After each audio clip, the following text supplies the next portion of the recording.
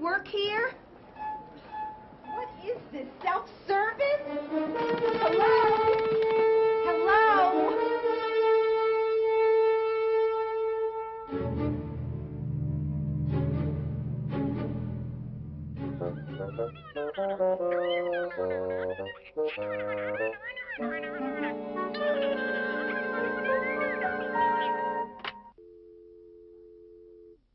Hello, I'm Jay Taylor, and I'm here to help you deal more effectively with angry customers. Now, we all know that it's customers who keep your company in business, and your job is to satisfy as many as you possibly can because, well, let's face it, keeping customers is just as important as getting them. Angry customers can be internal or external, face-to-face or over the telephone. The way you deal with them is the same. So, how do you deal with angry customers?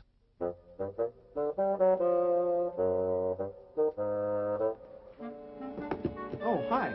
Sorry to keep you waiting. My name is Paul. How may I help you? I don't know. You tell me. I am Mrs. Decker. I bought these shoes last week to wear to my daughter's wedding. This morning I tried them on, and before I could walk to the mirror, the heel broke.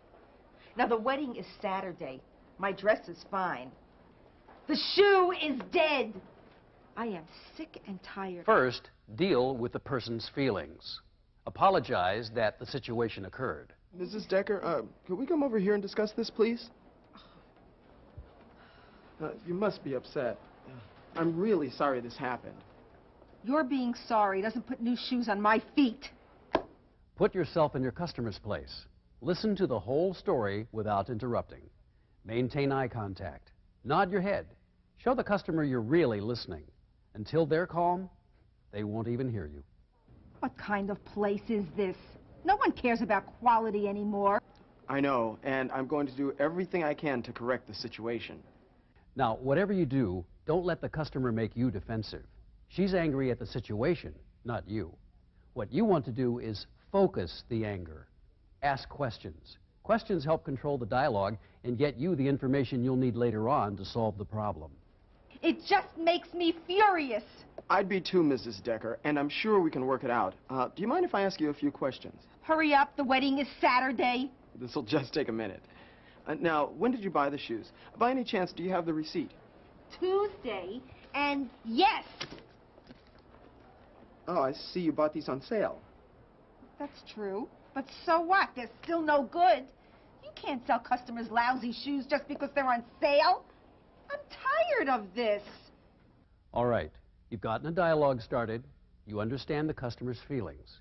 Now, reflect those feelings back to the customer. Give feedback. You know, I can just imagine how frustrating this must be. I mean, with all you have to do to get ready for your daughter's wedding, you certainly don't want to have to go around returning shoes. I do have one or two more things to do. Now, summarize the facts, just to be sure you've understood them correctly. You bought these shoes on Tuesday. You tried them on for the first time today. They broke, and you need them by the end of the week, and since they're a sale item, you're worried about their being returnable. Well, they're certainly not wearable. Let's just take a moment to see where we are.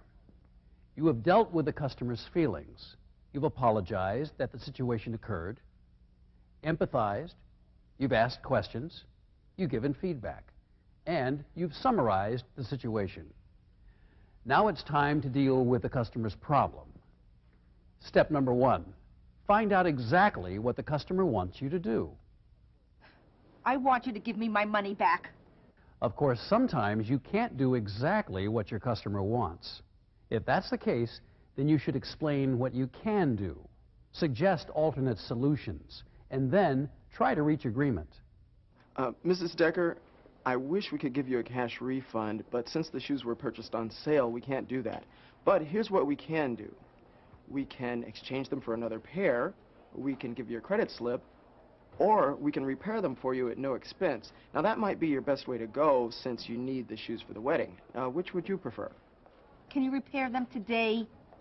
So we can send them out on a rush for you. We'll have them back the day after tomorrow, which should be plenty of time for you. Paul's doing the right thing here. He's sharing information with the customer about his procedures. This helps him get agreement on a course of action. All right. Now you're absolutely sure they'll be here the day after tomorrow? They'll be here 9 a.m. sharp, I promise. Please ask for me when you come in to pick them up.